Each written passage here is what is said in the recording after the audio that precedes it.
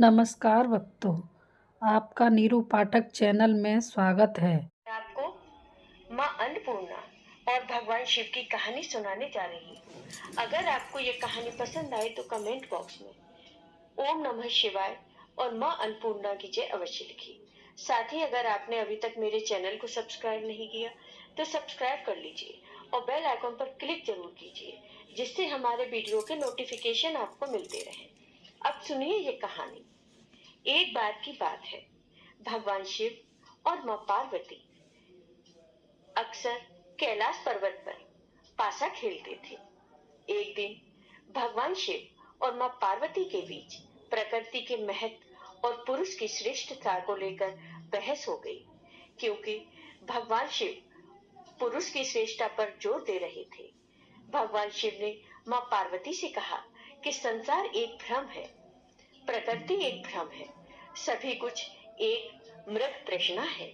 यहाँ पल आता है और चला जाता है, यहाँ तक कि भोजन भी सिर्फ माया है।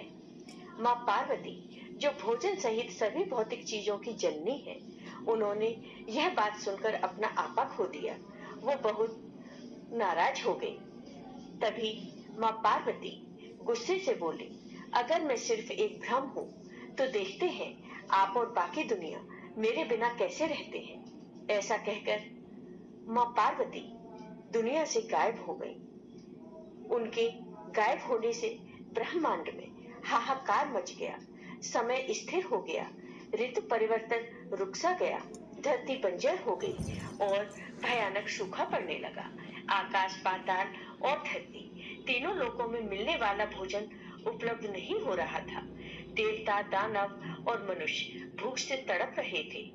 दुनिया भोजन से वंचित हो गई और वहां अकाल पड़ गया। जब भगवान शिव के अनुयायी भोजन के लिए उनसे भीख मांगने लगे, तो भगवान शिव ने अनुयायियों के लिए घर घर जाकर भोजन के भीख मांगी, लेकिन किसी के पास कुछ भी देने के लिए नहीं था। भगवान विष्णु ने भगवान शिव से कहा, मैंने सुना है काशी में एक महिला ने लोगों के लिए भोजन दान करना शुरू किया है। भोजन की भीख मांगने के लिए भगवान शिव काशी गए, लेकिन जब उन्हें पता चला कि रसोई को चलाने वाले कोई और नहीं बल्कि उनकी पत्नी पार्वती ही थी। वह सुंदर वस्त्र और आभूषणों से सजी हुई थी और वह एक सिंहासन पर बैठी हुई थी। एक एक करके भूखे देवताओं और पृथ्वी के भूखे निवासियों को भोजन परोस रही थी। उन्होंने अपने पुत्र कार्तिकेय और गणेश को भी भोजन कराया। माँ पार्वती का यह सुंदर रूप कोई और नहीं बल्कि देवी अन्नपूर्णा थी, जो पूर्ण और संपूर्ण है।